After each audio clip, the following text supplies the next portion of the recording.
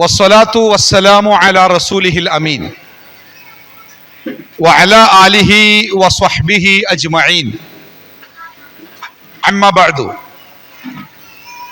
അഊദു ബില്ലാഹി മിനശ് ശൈത്വാനിർ റജീം. ബിസ്മില്ലാഹിർ റഹ്മാനിർ റഹീം. വമിൻ ആയാതിഹി അൻ ഖലഖ ലക്കും മിൻ അൻഫുസികും അസ്വാജ ലിതസ്കുനു ഇലൈഹാ വജഅല ബൈനകും മവദ്ദതൻ വറഹ്മ.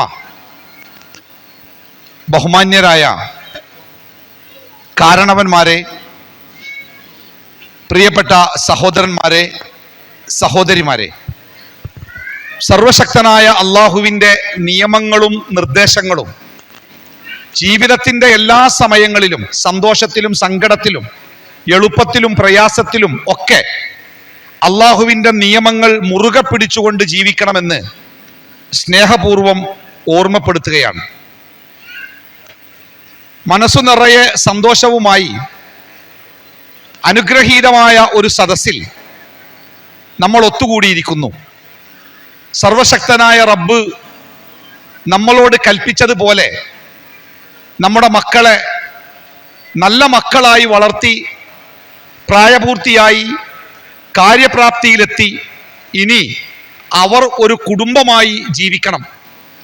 ഒരു കുടുംബത്തിലെ ചെറുപ്പക്കാരനും മറ്റൊരു കുടുംബത്തിലെ ചെറുപ്പക്കാരിയും ചേർന്ന് ഈ നാട്ടിൽ നിന്നും കുടുംബത്തിൽ നിന്നും വിളിക്കപ്പെട്ട ബഹുമാന്യരുടെ മുമ്പിൽ വെച്ച് അവർ ഒരു കുടുംബമായി തീരുന്ന മഹത്തായ ഗാംഭീര്യമുള്ള അതിപ്രധാനപ്പെട്ട ഒരു സദസ്സിലാണ് അള്ളാഹുവിൻ്റെ അപാരമായ അനുഗ്രഹത്താൽ നമ്മൾ ഒത്തുകൂടിയിരിക്കുന്നത്. കരിമ്പിൽ സ്വദേശി കാനാഞ്ചേരി അബ്ദുൽ ലത്തീഫിൻ്റെയും സുലൈഖയുടെയും മകൻ മുർഷിദാണ് ഈ വിവാഹത്തിലെ വരൻ. പിറക്കാനിരിക്കുന്ന ഈ കുടുംബത്തിൻ്റെ നാഥൻ, നായകൻ. ഒരു കുട്ടി ജനിക്കുമ്പോഴേ നമ്മുടെ മനസ്സിലുള്ള ഏറ്റവും വലിയ സ്വപ്നങ്ങളിലൊന്ന് അവളുടെ വിവാഹമാണ്. ആ വിവാഹം സ്വപ്നം കണ്ട ഒരു പിതാവ് അബ്ദുൽ ലത്തീഫ്, അദ്ദേഹം മരണപ്പെട്ടിട്ടുണ്ട് വർഷങ്ങൾക്ക് മുമ്പ്. നിങ്ങളുടെ നാട്ടുകാരനാണ്, നിങ്ങൾക്കറിയാം. ഞാനും അദ്ദേഹത്തെ പ്രാസ്ഥാനികമായി പരിചയമുള്ള വ്യക്തിയാണ്. അള്ളാഹു അദ്ദേഹത്തിന് മഗ്ഫിറത്തും മർഹമത്തും പ്രദാനം ചെയ്യട്ടെ. അദ്ദേഹത്തിൻ്റെ ബർസഖി ജീവിതം അള്ളാഹു സമാധാനപരമാക്കി കൊടുക്കട്ടെ. കുടുംബത്തിൻ്റെ കൂടെ സന്തോഷത്തോടുകൂടി സ്വർഗത്തിൽ സംഗമിക്കാൻ അവർക്കും നമുക്കും അള്ളാഹു തആല തൗഫീഖ് നൽകുമാറാവട്ടെ. മുർഷിദിൻ്റെ ജീവിത പങ്കാളിയാകുന്നത് കരിമ്പിൽ സ്വദേശി തന്നെയായ പട്ടത്തൊടിക മുഹമ്മദ് റഫീഖിൻ്റെയും സാഹിറയുടെയും മകൾ ഫാത്തിമ ഫിദയാണ്. മുർഷിദിൻ്റെ ജീവിത പങ്കാളിയാകുന്ന ഫാത്തിമ ഫിദ, ഇവർ രണ്ടുപേരും തമ്മിലുള്ള വിവാഹത്തിന് സാക്ഷികളാവാനും അവർക്ക് വേണ്ടി പടച്ച റബ്ബിനോട് പ്രാർത്ഥിക്കാനും ഈ രണ്ട് കുടുംബത്തിൻ്റെയും സന്തോഷത്തിൽ പങ്കുചേരാനും വേണ്ടിയാണ് ഈ സന്തോഷകരമായ സദസ്സിൽ നമ്മൾ ഒത്തുകൂടിയിരിക്കുന്നത്. റസൂലുള്ളാഹി സ്വല്ലല്ലാഹു അലൈഹി വസല്ലമയുടെ ചര്യയിൽപ്പെട്ടതാണ് വിവാഹ സമയത്ത് റസൂലുള്ളാഹി സ്വല്ലല്ലാഹു അലൈഹി വസല്ലമ ആ സദസ്സിൽ ഉണ്ടെങ്കിൽ ഈ വിവാഹവുമായി ബന്ധപ്പെട്ട് ഓർമ്മപ്പെടുത്താനുള്ള ഇസ്ലാമികമായ കാര്യങ്ങൾ പ്രവാചകൻ അവിടെ ചെറിയ വാക്കുകളിൽ, ചെറിയ ഉപദേശങ്ങളിലൂടെ ഓർമ്മപ്പെടുത്താറുണ്ടായിരുന്നു. അതിൻ്റെ ഭാഗമായിട്ടാണ് ഞാൻ നിങ്ങൾക്ക് മുമ്പിൽ എഴുന്നേറ്റ് നിൽക്കുന്നത്. ആദ്യമായിട്ട് എനിക്ക് സംസാരിക്കാനുള്ളത് മുർഷിദിനോടാണ്, ഫാത്തിമ ഫിദയോടാണ്. ഏറെ പ്രാധാന്യമുള്ള, ഏറെ ഗൗരവമുള്ള ഒരു മനുഷ്യന്റെ ജീവിതത്തിലെ അതിപ്രധാനമായ 3 അവസരങ്ങളിൽ ഒന്നാണ് വിവാഹം. ഒന്ന് ജനനമാണ്. അതിന് നമുക്ക് കാര്യമായിട്ട് റോളൊന്നുമില്ല. നമ്മൾ ജനിക്കും, ആരൊക്കെയോ നമ്മളെ സ്വീകരിക്കും. രണ്ടാമത്തേത് മരണമാണ്. അതിലും നമുക്കൊന്നും ചെയ്യാനില്ല. നമ്മൾ മരിക്കും, ആരൊക്കെയോ നമ്മളെ കൊണ്ടുപോകും. ജീവിതത്തിൽ നമ്മൾ ഏറ്റുവാങ്ങി കൈകാര്യം ചെയ്യേണ്ട ജീവിതത്തിലെ ഏറ്റവും പ്രധാനപ്പെട്ട കർമ്മമാണ് വിവാഹം എന്ന് പറയുന്നത്. ഇന്നലെ വരെ മുർഷിദ് ഒറ്റക്കായിരുന്നു. രാത്രി എത്ര വൈകിയാലും ഏതു ബസ്സിലും യാത്ര ചെയ്യാം, എവിടെയും കിടന്നുറങ്ങാം, ഏത് കൂട്ടുകാരൻ്റെ കൂടെയും പോകാം, എവിടുന്നും ഭക്ഷണം കഴിക്കാം. ഇന്നു മുതൽ ഒറ്റക്കാകുമ്പോൾ മുർഷിദിന്റെ മനസ്സിൽ ഒരു തോന്നലുണ്ടാവണം, എന്നെ കാത്തിരിക്കുന്ന ഒരാളുണ്ട്, ഞാൻ വരാതെ കിടന്നുറങ്ങാത്ത ഒരാളുണ്ട്, ഞാൻ വരാതെ ഭക്ഷണം കഴിക്കാത്ത ഒരാളുണ്ട്. അണക്കാത്ത വിളക്കുമായി എനിക്ക് വേണ്ടി ഒരാൾ കാത്തിരിക്കുന്നുണ്ട്. അങ്ങനെ മുർഷിദിന്റെ ജീവിതത്തിലേക്ക് ഇന്നു മുതൽ ഒരാൾ കടന്നു വരികയാണ്, ഫാത്തിമ ഫിദ. അതുകൊണ്ട് തന്നെ തീർത്തും ഗൗരവത്തോടു കൂടി തന്നെയാണ് ഫാത്തിമ ഫിദയെ മുർഷിദ് സ്വീകരിക്കേണ്ടത്. ഇന്നലെ മുതൽ ഒരു 10 മിനിറ്റ് വൈകിയാൽ, ഒന്ന് കാണാതിരുന്നാൽ, ഒരു ചെറിയ സങ്കടം വന്നാൽ, മുഖമൊന്നു മാറിയാൽ അത് സഹിക്കാനാവാത്ത രൂപത്തിലാണ് റഫീഖും സാഹിറയും ഫാത്തിമ ഫിദയെ വളർത്തിയത്. ജനിച്ച അന്ന് മുതൽ ഇന്നു വരെ ഒരു ഉറുമ്പ് പോലും കടിക്കുന്നത് ഇഷ്ടപ്പെടാതെ, ഒരുത്തൻ മുഖത്തേക്ക് തറപ്പിച്ചു നോക്കുന്നത് ഇഷ്ടപ്പെടാതെ ആ സ്നേഹത്തോടു കൂടി വളർത്തിയ തങ്ങളുടെ പ്രിയപ്പെട്ട മകളെ അവർ ഏൽപ്പിക്കുകയാണ് മുർഷിദിന്റെ കൈകളിലേക്ക്. ആ സത്യസന്ധതയോടെ, കൃത്യമായ ഈമാനോടെ, ഒരു അമാനത്തെന്ന രൂപത്തിൽ മുർഷിദ് ഫിദയെ ഏറ്റെടുക്കുകയാണ്. അതുപോലെ ഫിദയോടും എനിക്ക് പറയാനുണ്ട്. ഫാത്തിമ ഫിദയുടെ ജീവിതത്തിലെ ഏറ്റവും പ്രധാനപ്പെട്ട നിമിഷം, ഇന്നലെ വരെ ഫാത്തിമ ഫിദയോട് നമ്മളൊരു കാര്യം ചോദിച്ചാൽ ഫാത്തിമ ഫിദ പറയുന്ന മറുപടി, ഞാൻ എൻ്റെ ഉമ്മയോടൊന്ന് ചോദിക്കട്ടെ, ഞാൻ എൻ്റെ ഉപ്പയോട് ചോദിക്കട്ടെ എന്നാണ്. എന്നാൽ ഇന്ന് മിനിറ്റുകൾ കഴിഞ്ഞാൽ, മോളെ നീ എന്നാണ് വീട്ടിലേക്ക് വരിക എന്ന് ഫാത്തിമ ഫിദയുടെ ഉമ്മ സാഹിറ ചോദിച്ചാൽ, റഫീഖ് ചോദിച്ചാൽ, ഫാത്തിമ ഫിദയുടെ മറുപടി, ഞാൻ മുർഷിദിനോട് ചോദിക്കട്ടെ എന്നിട്ടു പറയാം.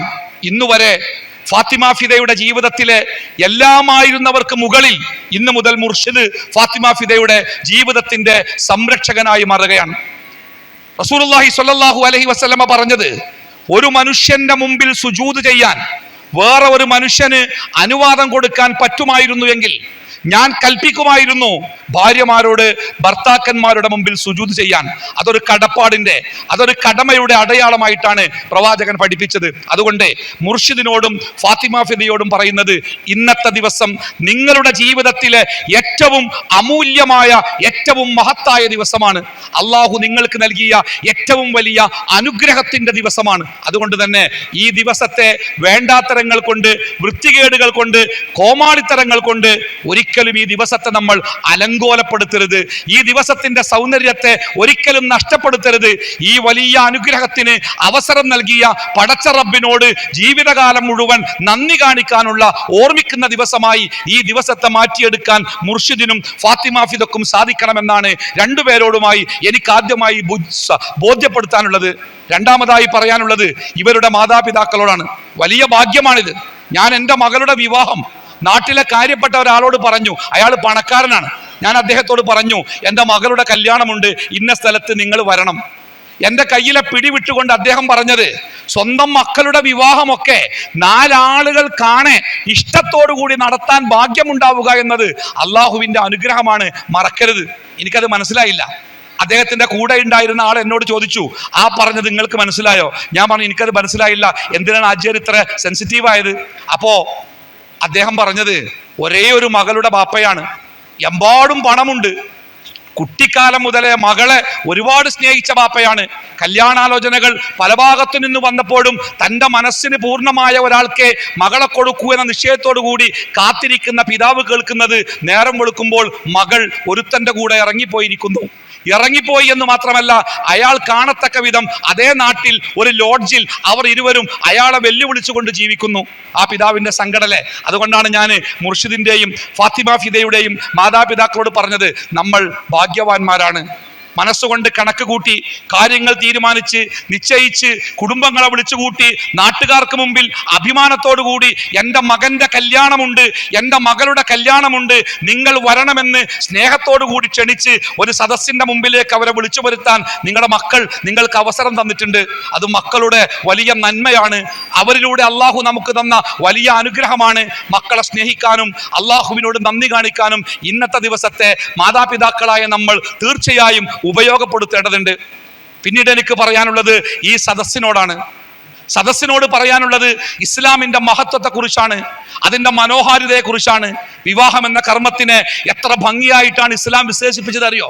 സങ്കടം പറയുകയാണ്, ഇന്ന് നമ്മുടെ നാട്ടിൽ ട്രോളുകളിലൊക്കെ ഏറ്റവുമേറെ ട്രോളിക്കൊണ്ടിരിക്കുന്നത് ഇസ്ലാമിനെയാണ്, കൂട്ടത്തിൽ ഇസ്ലാമിന്റെ വിവാഹത്തെയാണ്. നമ്മളൊക്കെ അധ്വാനിച്ച് കഷ്ടപ്പെട്ട് വളർത്തിയെടുക്കുന്ന ഒരു സമൂഹം, നമ്മുടെ പൊതുസമൂഹം വിവാഹത്തിനെ വക്രീകരിക്കുന്ന, അതിനെ വിരൂപമാക്കുന്ന കാഴ്ചകൾ എല്ലാവരും പ്രചരിപ്പിച്ച് അതിന്റെ മുകളിലൂടെ ഇസ്ലാമിന്റെ മുഖത്തേക്ക് കാർക്കിച്ചു തുപ്പുന്ന ഒരുപാട് വർത്തമാനങ്ങൾ നമ്മൾ കേൾക്കാറുണ്ട്. ഇസ്ലാമിനെ സംബന്ധിച്ച് ഏറ്റവും മനോഹരമായ കർമ്മം ഒരു മനുഷ്യന്റെ ജീവിതത്തിൽ അല്ലാഹു സുബ്ഹാനഹു വ തആല വിവാഹത്തെ കുറിച്ച് പറഞ്ഞത് വമിൻ ആയാതിഹി, അല്ലാഹുവിന്റെ ദൃഷ്ടാന്തങ്ങളിൽ പെട്ടതാണ്. എന്താ ദൃഷ്ടാന്തം എന്ന് പറഞ്ഞാല്? സൂര്യൻ അള്ളാഹുവിന്റെ ഒരു ദൃഷ്ടാന്തമാണ്, ചന്ദ്രൻ അള്ളാഹുവിന്റെ ഒരു ദൃഷ്ടാന്തമാണ്, സമുദ്രം അള്ളാഹുവിന്റെ ഒരു ദൃഷ്ടാന്തമാണ്, പർവ്വതങ്ങൾ അള്ളാഹുവിന്റെ ഒരു ദൃഷ്ടാന്തമാണ്.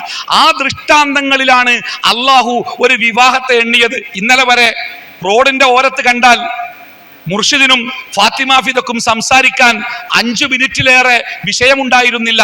പറയുമ്പോഴേക്ക് തീർന്നു, എന്നാ ഞാൻ പോട്ടെ, പിരിയും.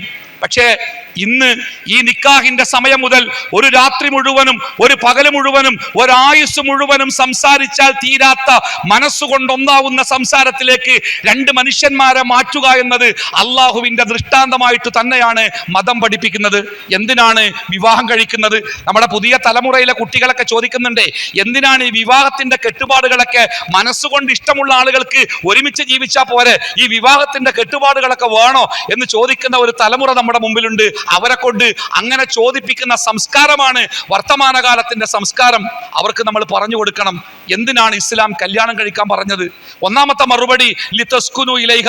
എന്റെ സഹോദരൻ മുർഷിദും ഫാത്തിമ ഫിദയും കേൾക്കണം. വിവാഹത്തിന്റെ ഒന്നാമത്തെ ലക്ഷ്യം ലിതസ്കുനു ഇലൈഹ, സമാധാനം ഉണ്ടാകുവാൻ വേണ്ടിയാണ്. സമാധാനം ഉണ്ടാവാൻ വിവാഹത്തിലൂടെയാണ് ഒരാണിന്റെയും ഒരു പെണ്ണിന്റെയും മനസ്സിനെ ഒന്നാക്കി ആ മനസ്സിൽ അല്ലാഹു സമാധാനം നിശ്ചയിക്കുന്നത്.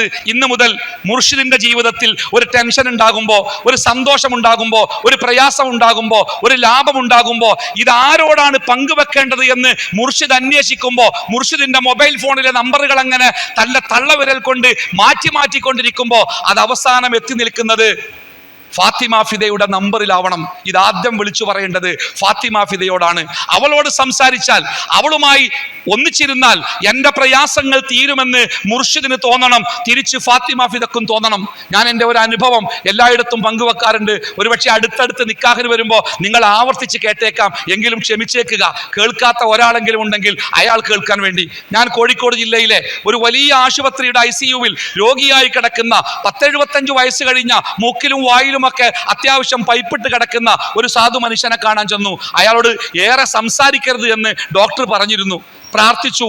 അയാളോട് യാത്ര ചോദിച്ചു പോരാൻ നേരം എൻ്റെ കയ്യിൽ പിടിച്ചുകൊണ്ട് വളരെ പ്രയാസപ്പെട്ടുകൊണ്ട് അയാൾ പറഞ്ഞത്, അവളെ ഒന്ന് കൊണ്ടുവരുമോ എന്നാണ്. അവളെന്ന് പറഞ്ഞാൽ അദ്ദേഹത്തിന്റെ ഭാര്യയാണ്. എനിക്കറിയാം, 10 കൊല്ലമായി തളർന്നു കിടക്കുകയാണ്. കണ്ണിലേക്ക് നോക്കിയാൽ കണ്ണീരിന്റെ നനവല്ലാതെ വേറെ ഒന്നും ആ സ്ത്രീയുടെ മുഖത്തില്ല.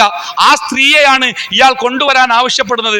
ഞാൻ അതിന്റെ പ്രയാസം പറഞ്ഞു. ഇവിടെ ഡോക്ടർമാരില്ലേ, നഴ്സുമാരില്ലേ, മക്കളില്ലേ, കുടുംബങ്ങളില്ലേ, പിന്നെ എന്തിനാണ് അവരെ കഷ്ടപ്പെടുത്തുന്നത്? എൻ്റെ കയ്യിലെ പിടി ഒന്നുകൂടി ആ ദുർബലമായ കൈകൾ കൊണ്ട് പിടിച്ചുകൊണ്ടേ അദ്ദേഹം പറഞ്ഞത്, അവളെ ഒന്ന് കണ്ടാൽ തീരാവുന്ന പ്രശ്നമേ എനിക്കുള്ളൂ. 75 വയസ്സ് കഴിഞ്ഞിട്ടുണ്ട്, തളർന്നു കിടക്കുകയാണ്. പക്ഷേ അയാൾ 65 കഴിഞ്ഞ ശരീരത്തിന് ശേഷിയില്ലാത്ത തൻ്റെ പ്രിയപ്പെട്ടവളെ കാണാൻ അയാൾ ആഗ്രഹിക്കുന്നു. നമ്മളിൽ ചില ആൾക്കാരൊക്കെ മനസ്സിലാക്കാറുണ്ടേ, ദാമ്പത്യ ജീവിതത്തിന്റെ ആധാരം ലൈംഗികതയാണ്, സെക്സാണ്.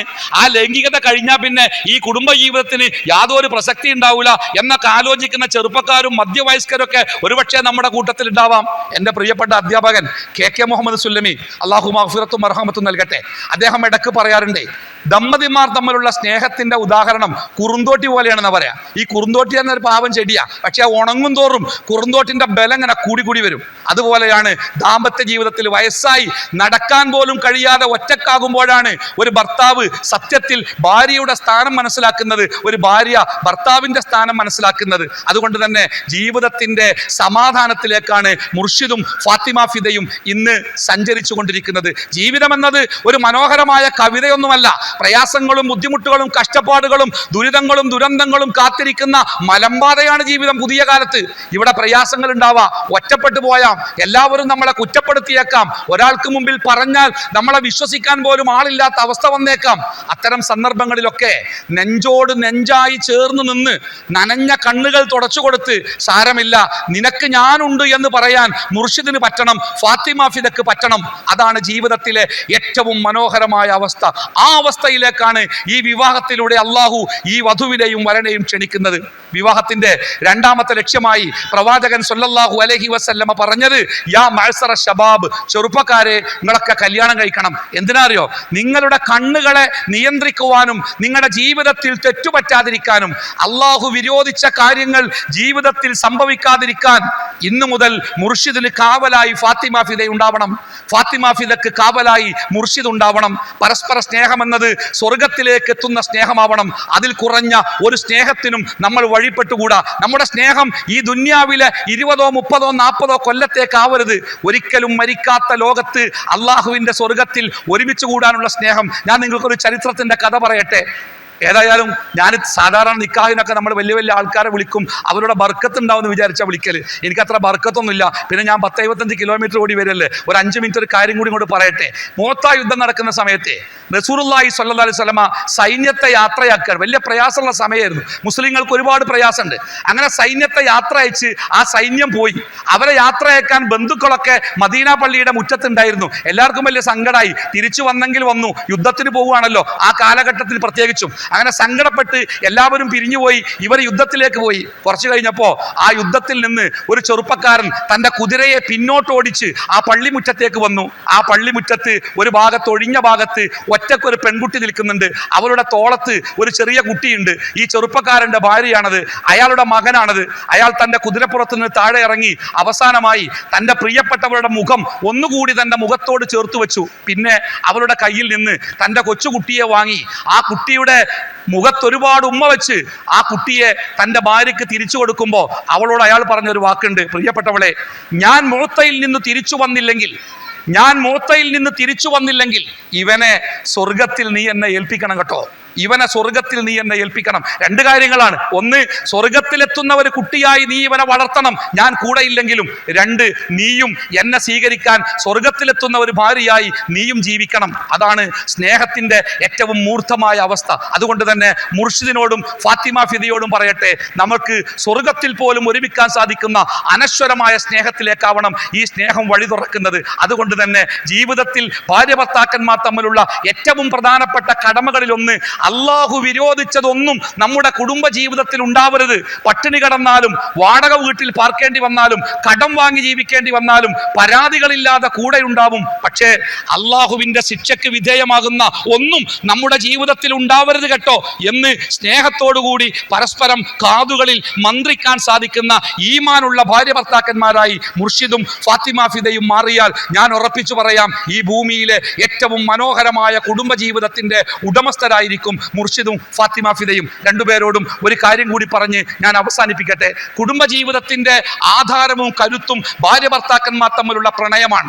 ഭാര്യ ഭർത്താക്കന്മാർക്ക് എത്രമാത്രം ദൃഢമായി പ്രണയിക്കാനാകുന്നുവോ അത്രമേൽ ആ ജീവിതം മനോഹരമായിരിക്കും. സാമ്പത്തിക പ്രയാസങ്ങൾ ഉണ്ടായാലും മറ്റെന്ത് ബുദ്ധിമുട്ടുകൾ ഉണ്ടായാലും അവരുടെ ആ ഇഷ്ടങ്ങൾ എത്രമാത്രം കടുത്തതാണോ അത്രയും ആ ജീവിതം മനോഹരമായിരിക്കും. വിവാഹം കഴിഞ്ഞ് ഒരുമിച്ച് കൂടും മുമ്പേ ഭർത്താവ് വിദേശത്തേക്ക് പോയി 2 മാസം കഴിഞ്ഞ് അതിശക്തിയായ പനിയുമായി ഭർത്താവ് തിരിച്ചു വന്ന് ആ ഭർത്താവിന്റെ പരിശോധനകളിൽ അവസാനം ആ ഭർത്താവിന് മാരകമായ ഒരു രോഗത്തിന്റെ ഉടമയാണ് എന്ന് തിരിച്ചറിഞ്ഞപ്പോ ആ പെൺകുട്ടിയുടെ കുടുംബാംഗങ്ങൾ ഒന്നിച്ചു പറഞ്ഞു, നമുക്ക് ഈ കല്യാണം ഒഴിവാകാം, അവനൊരു വലിയ രോഗിയാണ്. ആ പെൺകുട്ടി പറഞ്ഞത്, ഞാൻ അവനെ ഇഷ്ടപ്പെട്ടതും ആ വിവാഹത്തിന് സമ്മതിച്ചതും ഈ ലോകത്തു മാത്രം ഒന്നിച്ചു ജീവിക്കാനല്ല, നാളെ പരലോകത്തും ഞങ്ങൾക്ക് ഒരുമിച്ച് ജീവിക്കാനാണ്. അതുകൊണ്ട് രോഗം എനിക്ക് പ്രശ്നമല്ല, ഞാൻ അവനെ എൻ്റെ ഭർത്താവായി സ്വീകരിക്കും. ആ സ്നേഹത്തിലേക്ക്, അനശ്വരമായ സ്നേഹത്തിലേക്ക്, സൗന്ദര്യമെന്ന് മങ്ങുമ്പോഴേക്കും അടുത്തു പോകുന്ന, ജീവിതത്തിൽ പ്രയാസമുണ്ടാകുമ്പോഴേക്കും അടുത്തു പോകുന്ന, സാമ്പത്തികമായ ബുദ്ധിമുട്ടുണ്ടാകുമ്പോഴേക്ക് വൈബ് പോരാ എന്ന് പറഞ്ഞ് തിരിച്ചു പോരുന്ന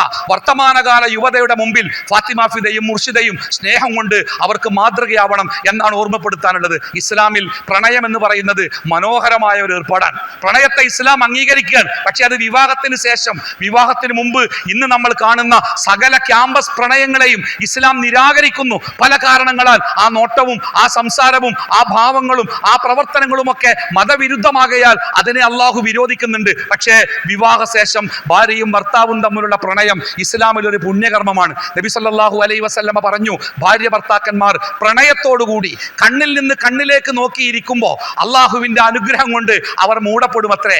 ഭാര്യ ഭർത്താക്കന്മാർ പ്രണയത്തോടുകൂടി കൈകൾ ചേർത്ത് പിടിക്കുമ്പോൾ അവരുടെ പാപങ്ങൾ മണ്ണിലേക്ക് ഊർന്നു വീഴുമെന്ന് അള്ളാഹുവിന്റെ ഹബീബ് പഠിപ്പിച്ചിരിക്കുന്നു. പ്രണയിക്കുക, പ്രണയം എന്നത് മനസ്സിന്റെ ഉള്ളിൽ കെട്ടിപ്പൂട്ടി വെക്കേണ്ട സംഗതിയല്ല. മരിച്ചു കിടക്കുമ്പോൾ മരവിച്ച നെറ്റിയിൽ ഉമ്മ വെച്ച് എന്റെ പ്രണയം പ്രകടിപ്പിക്കാനായില്ലല്ലോ എന്ന് സങ്കടപ്പെട്ട് നെഞ്ചുപൊട്ടി കരയാൻ പ്രണയത്തെ പാത്തുവെക്കരുത്. ഷാജഹാൻ ചക്രവർത്തി മുംതാസിന് വേണ്ടി പ്രണയത്തിന്റെ മകുടോദാഹരണമായി താജ്മഹൽ ഉണ്ടാക്കിയത് മുംതാസ് മരിച്ച ശേഷം. മുംതാസ് അത് കണ്ടിട്ടില്ല, അവളായിരുന്നു അത് കാണേണ്ടത്. മുർഷിദിന്റെ പ്രണയത്തിന്റെ താജ്മഹൽ ഫാത്തിമ ഫിദ കാണണം. ഫാത്തിമ ഫിദയുടെ പ്രണയത്തിന്റെ താജ്മഹൽ മുർഷിദ് കാണണം. നബി സല്ലല്ലാഹു അലൈഹി വസല്ലമയുടെ ജീവിതം ആ രൂപത്തിലായിരുന്നു. പ്രവാചകന്റെ പ്രിയപ്പെട്ട പത്നി ആയിഷ റളിയല്ലാഹു അൻഹ പറയുന്നുണ്ട്, ഞാൻ പ്രവാചകന് കുടിക്കാൻ ഒരു പാനീയവുമായി പ്രവാചകന്റെ മുമ്പിലെത്തിയാൽ ആദ്യം പ്രവാചകൻ എന്നോട് പറയും, ആയിഷ നീ ഒന്ന് കുടിക്ക്.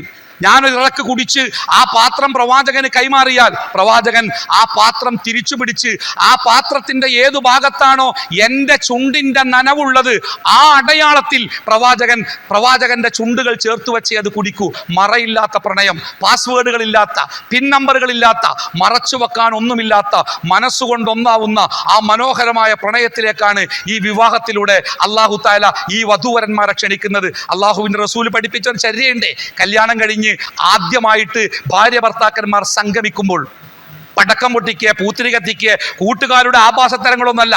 ഒളുവെടുത്ത് ഭാര്യയുടെ തലയിൽ കൈവച്ച് ഭർത്താവ് പ്രാർത്ഥിക്കണം, അള്ളാഹുവേ ഇവളിലുള്ള എല്ലാ നന്മയെയും നീ എനിക്ക് നൽകണേ. ഞാൻ അതൊക്കെ പറയുമ്പോൾ ചില ആൾക്കാർ എന്നോട് പറയുന്ന ഉസ്താദേ, നിങ്ങളുടെ പ്രസംഗം കേട്ടപ്പോൾ ഒന്നും കൂടി കല്യാണം കഴിക്കാൻ തോന്നിപ്പോയി. ആദർശപരമായൊരു വിവാഹം നടക്കുമ്പോൾ, അത് ആദർശപരമായ ഒരു കുടുംബത്തിലെ വിവാഹമാകുമ്പോൾ പറയാൻ എന്തൊരു സൗന്ദര്യമാണ്. മറ്റേതിങ്ങനെ ഈ വഴിക്കിങ്ങനെ പൂത്തിരി ഉണ്ടാകും, ഞാൻ ഇറങ്ങാൻ നിൽക്കേക്കാരം പൊട്ടിക്കാൻ. ഞാൻ ആയത്തും ഹദീസും ഓതിയ ഈ മൈക്കിൽ അതിൻ്റെ തരിപ്പ് മാറും മുമ്പേ സിനിമാ പാട്ടുകളും വേണ്ടാത്തരങ്ങളും കടന്നു കയറും. സദസ്സ് മുഴുവനും ഡാൻസിലാവും. കുട്ടികൾക്ക് നന്മ പറഞ്ഞു കൊടുക്കേണ്ട നമ്മുടെ സഹോദരിമാർ പോലും ഡാൻസ് എടുക്കുന്ന കാഴ്ചകളാണ് സോഷ്യൽ മീഡിയകളിൽ നിന്ന് ഏറ്റവും വൈറലായ കാഴ്ചകൾ. ഇതെന്തൊരു സുകാര്യങ്ങൾ. ഒരു ഖുർആനും ഹദീസും പറയുന്നത് പോലെ അള്ളാഹുവിൻ്റെ ദീന് പറയാൻ സാധിക്കണമെങ്കിൽ ഈ രണ്ട് കുടുംബങ്ങളും ആദർശബോധമുള്ള കുടുംബമായതിൻ്റെ മനോഹാരിതയാണ് നമ്മൾ ഈ കാണുന്നത്. അതുകൊണ്ട് തന്നെ ആദർശബോധത്തെക്കാൾ മനോഹരമായ മറ്റൊന്നും നമ്മുടെ ജീവിതത്തിൽ ഇല്ല എന്നുകൂടി നമ്മൾ മനസ്സിലാക്കണം. അള്ളാഹു അനുഗ്രഹിക്കട്ടെ. വിവാഹം ഈ വിവാഹം കഴിഞ്ഞാൽ, വിവാഹം എന്ന് പറഞ്ഞാൽ നിക്കാഹാണ്. ആ നിക്കാഹ് കഴിഞ്ഞാൽ വധൂവരന്മാർക്ക് ഒരു സമ്മാനം കൊടുക്കാണ്ട്, പൈസ എന്നല്ല, ഒരു പ്രാർത്ഥനയാണ്. ബാറക്കല്ലാഹു ലക്കുമാ വബാറക അലൈക്കുമാ വജമഅ ബൈനകുമാ ഫീ ഖൈർ. ഒന്നുകൂടെ പറയാം, ബാറക്കല്ലാഹു ലക്കുമാ വബാറക അലൈക്കുമാ വജമഅ ബൈനകുമാ ഫീ ഖൈർ. നമ്മുടെ മക്കളൊക്കെ ജീവിക്കുന്നത് വളരെ സാമൂഹ്യ മാധ്യമങ്ങളുടെ, വേണ്ടാത്ത ബന്ധങ്ങളുടെ, ആധുനികതയുടെ ഒരുപാട് വേണ്ടാത്തരങ്ങൾ നുഴഞ്ഞു കയറുന്ന അപകടകരമായ ഒരു ലോകത്താണ്. ആ ലോകത്ത് നമ്മുടെ മക്കളുടെ കാലിടറി പോകാതിരിക്കാൻ മനസ്സറിഞ്ഞുകൊണ്ട് അള്ളാഹുവേ ഞങ്ങളുടെ കുട്ടികൾക്ക് നീ ബർക്കത്ത് കൊടുക്കണേ എന്ന് പ്രാർത്ഥിക്കാൻ കൂടി നമ്മുടെ വിവാഹ സദസ്സുകൾ ഉപകരിക്കണം. അല്ലാത്ത വേണ്ടാത്തരങ്ങളൊക്കെ നമ്മുടെ സദസ്സുകളിൽ നിന്ന് നമ്മൾ ഒഴിവാക്കണം. അത് വലിപ്പത്തരമല്ല, അത് ആധുനികതയല്ല, അത് അഭിമാനമല്ല, അത് അള്ളാഹുവിൻ്റെ ദീനിനെ ചീത്തയാക്കലാണ് എന്ന് തിരിച്ചറിയാൻ എൻ്റെ മുസ്ലിം ഉമ്മത്ത് തയ്യാറാവണം എന്നുകൂടി ബോധ്യപ്പെടുത്തുന്നു. അള്ളാഹു അനുഗ്രഹിക്കട്ടെ. വിവാഹിതരാവുന്നവർക്ക് അള്ളാഹു എല്ലാവിധ അനുഗ്രഹങ്ങളും പ്രദാനം ചെയ്യട്ടെ. ദീർഘകാലം സന്തോഷത്തോടെ ജീവിക്കാൻ ആയുസ്സും ആരോഗ്യവും അള്ളാഹു ഇരുവർക്കും പ്രദാനം ചെയ്യട്ടെ. ജീവിതത്തിൻ്റെ എല്ലാ അവസ്ഥകളിലും അള്ളാഹുവിൻ്റെ ദീനിനെ മുറുകെ പിടിച്ചുകൊണ്ട് ജീവിക്കാനുള്ള തൗഫീഖ് അള്ളാഹു പ്രദാനം ചെയ്യട്ടെ. ഈ ലോകത്തും നാളെ പരലോകത്തും ഉപകരിക്കുന്ന സ്വാലിഹായ മക്കളെ നൽകി അള്ളാഹു ഈ ദമ്പതികളെ അനുഗ്രഹിക്കട്ടെ. നമ്മുടെ കുടുംബങ്ങളിൽ നിന്ന് ഈ വിവാഹത്തിൽ പങ്കാളികളാവാൻ സാധിക്കാതെ മരണപ്പെട്ടു പോയവർക്കൊക്കെ, പ്രത്യേകിച്ച് മുർഷിദിൻ്റെ പിതാവ്, അള്ളാഹു മഗ്ഫിറത്തും റഹ്മത്തും പ്രദാനം ചെയ്യട്ടെ. അള്ളാഹു നമ്മുടെ കൂട്ടത്തിലും ഈ ആശുപത്രിയിലും അല്ലെങ്കിൽ നമ്മുടെ ഈ സദസ്സിലുമൊക്കെയായി, വീടുകളിലുമൊക്കെയായി രോഗം കൊണ്ട് പ്രയാസപ്പെടുന്ന ഒരുപാട് ആളുകൾ, അള്ളാഹു അവർക്ക് ഷിഫ നൽകുമാറാവട്ടെ. റബ്ബനാ ആതിനാ ഫിദ്ദുനിയ ഹസന വഫിൽ ആഖിറതി ഹസനതൻ വഖിനാ അദാബന്നാർ വസല്ലല്ലാഹു അലാ മുഹമ്മദിൻ വഅലാ ആലിഹി വസ്വഹ്ബിഹി അജ്മഈൻ. അൽഹംദുലില്ലാഹി റബ്ബിൽ ആലമീൻ. അസ്സലാമു അലൈക്കും വറഹ്മത്തുള്ളാഹി വബറകാതുഹു.